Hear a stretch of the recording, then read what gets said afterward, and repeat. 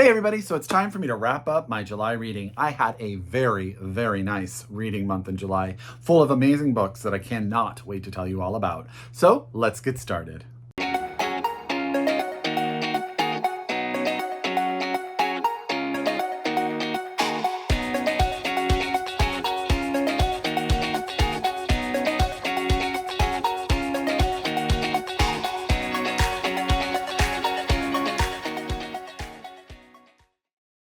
Hi everybody and welcome back to my channel. It's Russell with Ink and Paper Blog. How are you all doing today? As always, I hope you're happy, I hope you're healthy, I hope you're safe, and of course, I hope you're reading an amazing book or two or three or four.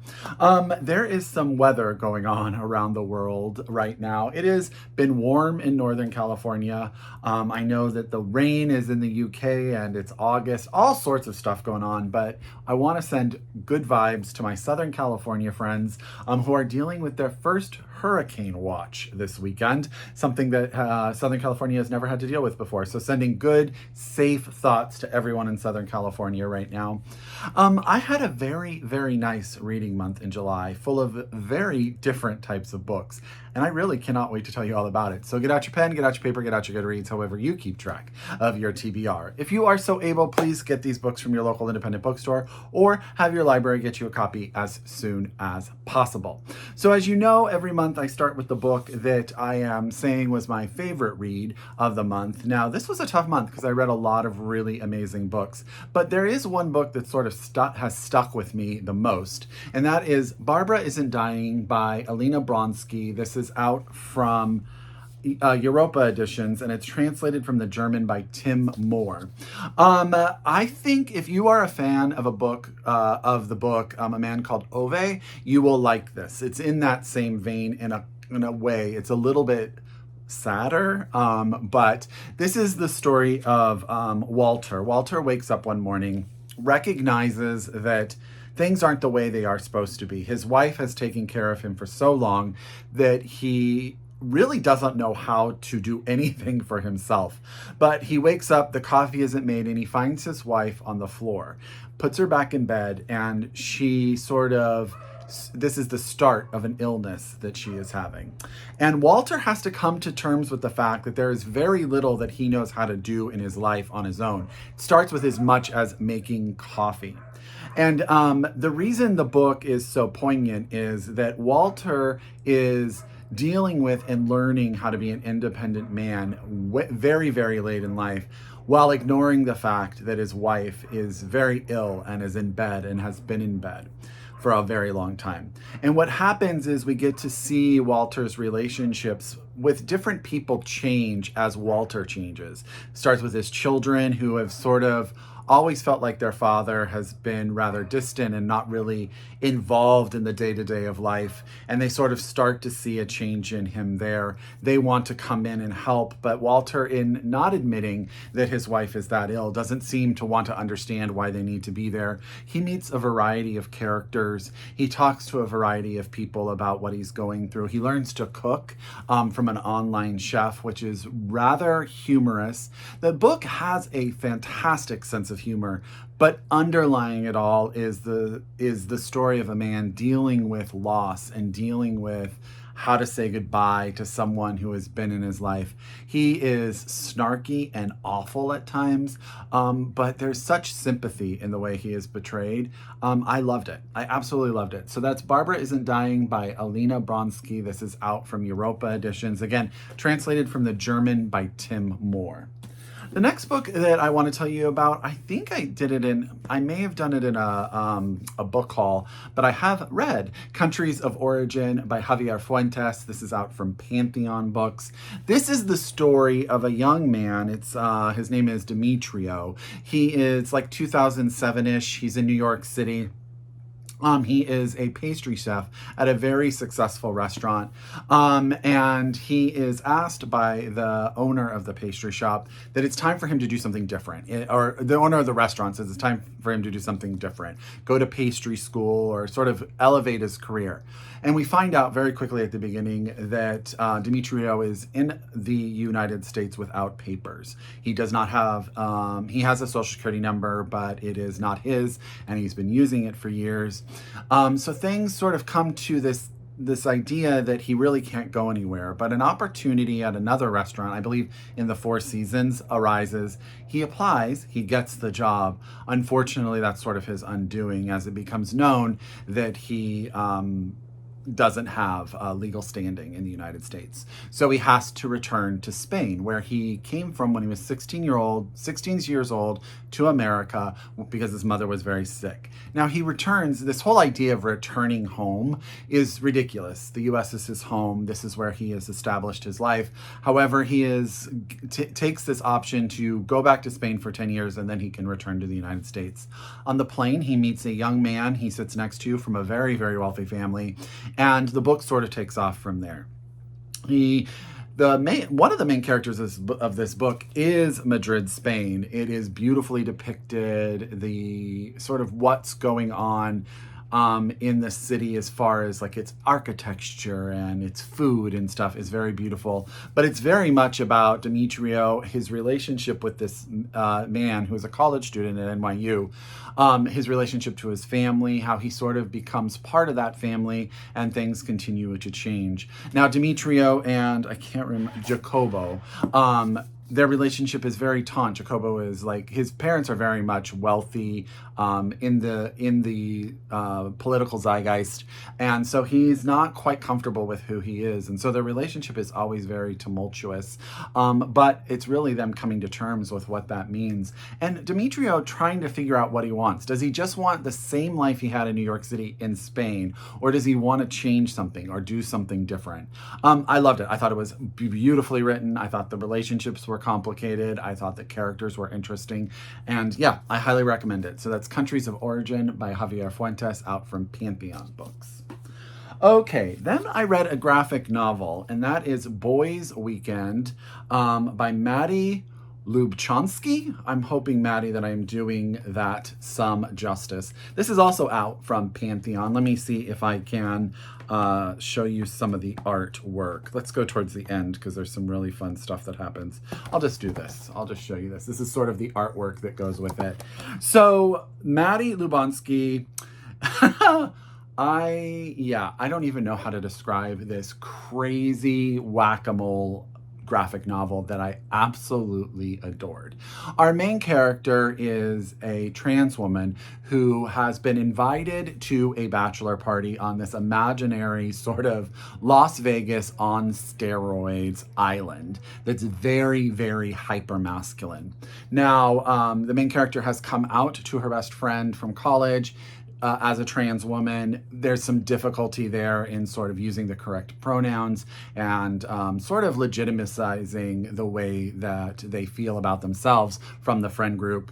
When they get there, you know that like the whole friend thing is very, very awkward, and really sometimes I just wanted to punch a bunch of people in the nose, and I am not a violent person. However, this book goes crazy because there's aliens and octopuses. I know I looked that up on what I'm supposed to say there. I apologize what the plural of octopus is. There are zombies and aliens growing out of people, and there's gambling and hunting your own clone. There is so much wacky stuff, but what this is really about is about Sammy, who is, sorry, it took me a minute to remember their name. Sammy coming to terms with themselves and putting themselves out in the world authentically in situations where they would normally have hid themselves. It is crazy. I'm just going to say it right now, but it is enjoyable. It is funny. It is disturbing. It's everything you want from a graphic novel to challenge everything you think about graphic novels. So that's Boys Weekend by Mattie Lubchansky, out from Pantheon Books. Highly recommend. You have read nothing like it, I promise. Every month I tend to read a fantasy novel, and usually I start a bunch of series, and they're all chunky books, and that is the next book, and that's The Bladed Faith by David Dalglish. This is out from Orbit.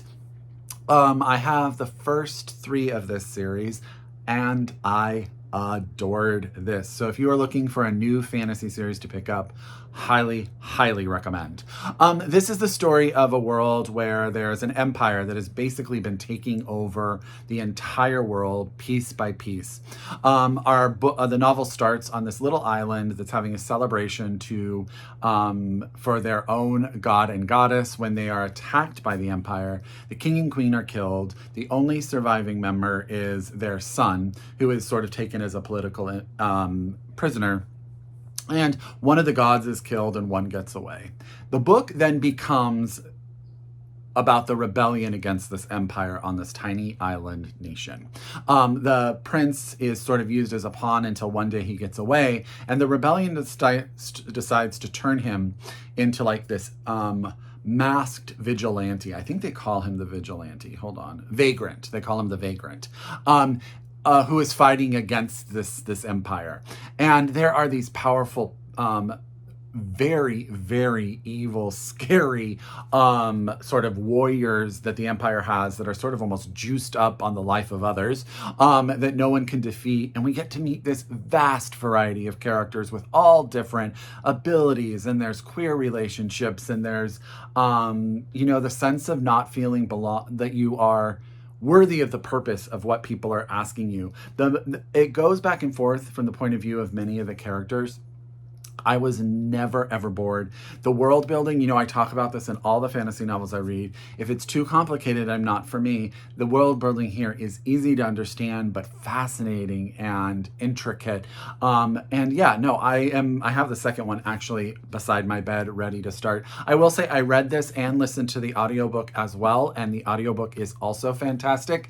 So if you want to do that, that sort of helps me in these bigger, chunkier books to stay with my focus. So I absolutely loved it. The Bladed Faith by David Dalglish. This is out from Orbit. You can get your hands on it. There are 3 books now out, I believe, in the series. The next book that I read was Forgiving Imelda Marcos by Nathan Go. This is out from FSG. This book was a little bit of a mixed bag for me. So this is a book told in letters. It is a father writing to his son. There has been something that occurs in their life that has caused some distance between them. The father is now in hospital. He is dealing with some health issues and trying to mend that gap. His son is in America and is a journalist of some sort. And what he has decided to do is tell his son about an event that he witnessed between the Imelda Marcos and the first female president of the Philippines, who I cannot remember her name right now, but her father has sort of been a chauffeur for this family, the Aquinos, I think, for many, many, many, many years. And but what the book does is it flashes back and forth between the father's employment with this family and this event, and then also between his growing up in the Philippines, his own relationship with his own father, and sort of the political climate of the nation as he was coming into his own.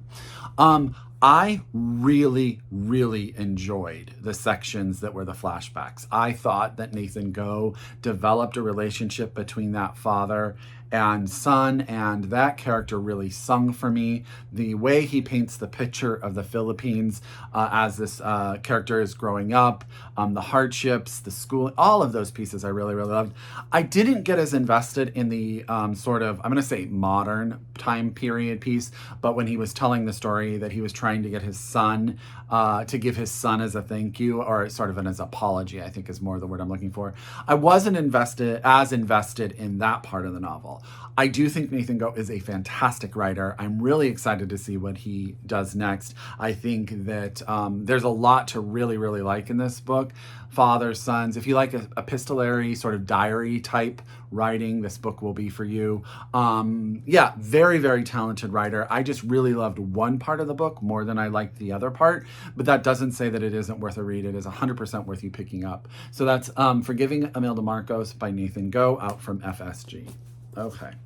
Next is, as you all know, if you've been watching my channel, my husband and I are reading a book a month together.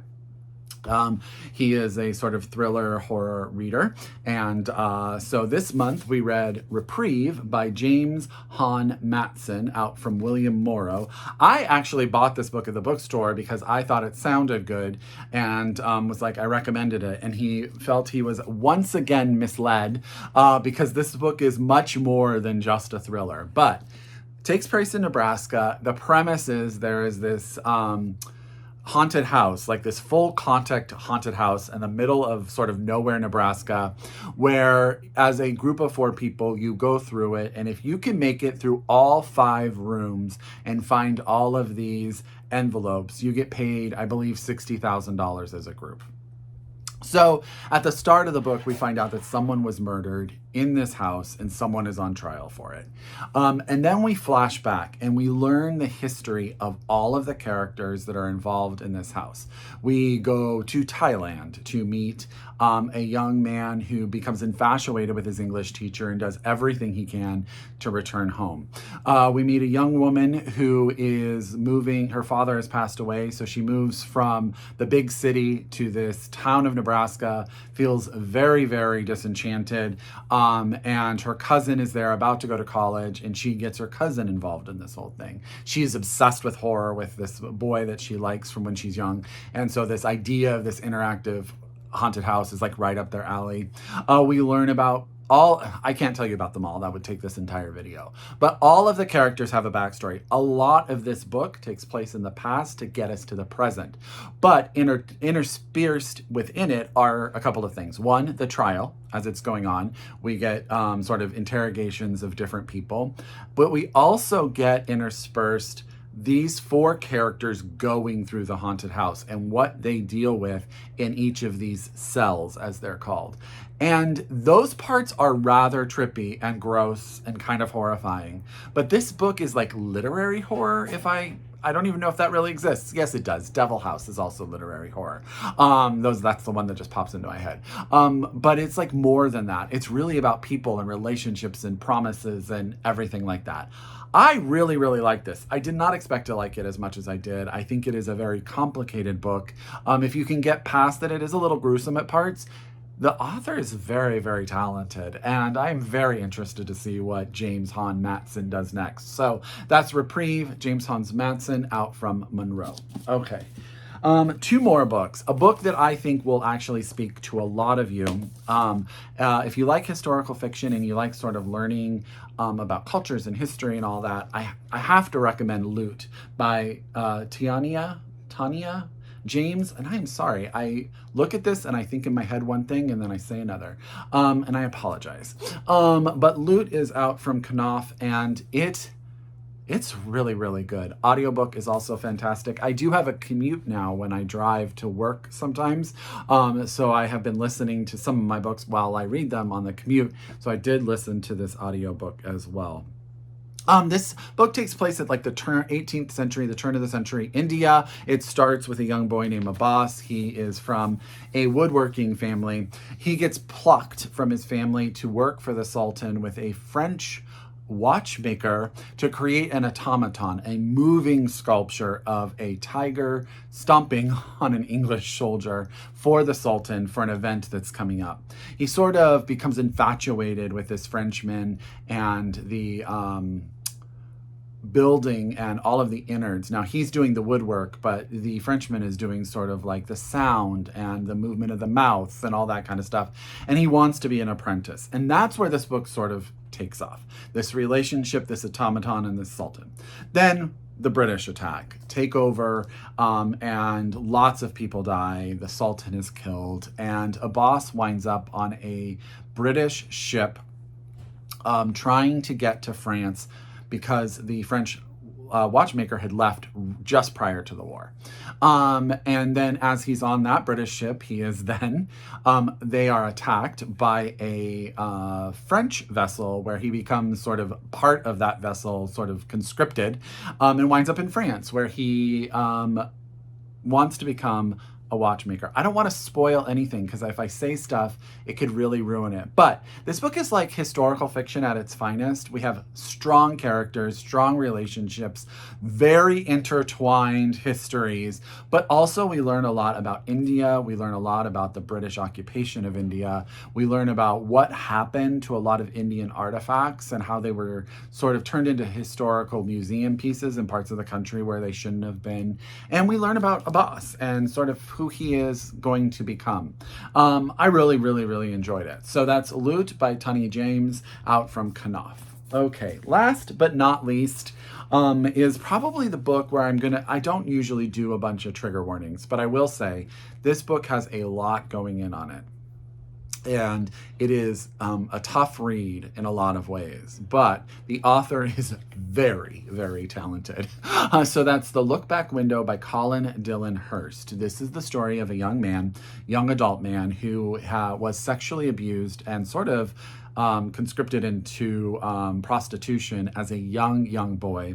A new law has come into play in New York City, giving people an extra year to sort of sue civilly anyone who has caused them sexual harm, if that makes sense.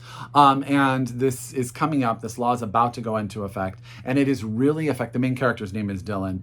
Dillon's sort of waiting for it to go into effect, and then what does that mean? Now, we learn a lot of things here. So Dillon, he is dealing with sort of this PTSD from this event. He is in a relationship about to get married, but this ability to sort of go back and in time has really messed with him as far as how to go forward at this point. And it affects all of his relationships. We get flashbacks to the abuse. This is where I say that there's a trigger warning in here. It is dark and it is hard to read at times, but necessary if you really want to understand the character of Dillon. You get to dive into his therapy. You get to dive into how this law and this ability changes really his whole future in a lot of ways. His relationships with his very newly wedded husband, how he uses sex as a weapon. This book is unapologetically gay when it comes to its depiction of sex. So it is just so real. I hate the word visceral, but that's the word that's popping into my head. Yeah, no, it's really, really good. But it is dark and it is haunting and it is graphic and it's everything it needs to be. Dillon Hertz is a fantastic new talent. I'm really interested to see what he does next. So this is The Lookback Window by Dillon Hertz out from Simon & Schuster. This is a big stack, so I'm not going to try to pick it up today, but I hope all of these books wind up on your TBR. You know, I try to mix it up so that you all will get something different from me every time you watch a video. As always, if you're a return subscriber, I could not do this without you. Thank you so very, very much. If you are new to my channel, I hope you hit subscribe, and all of that helps me out as I continue to try to put together content. As always, I encourage you to read globally, shop locally, and until next time, I wish you happy reading. Bye, everyone.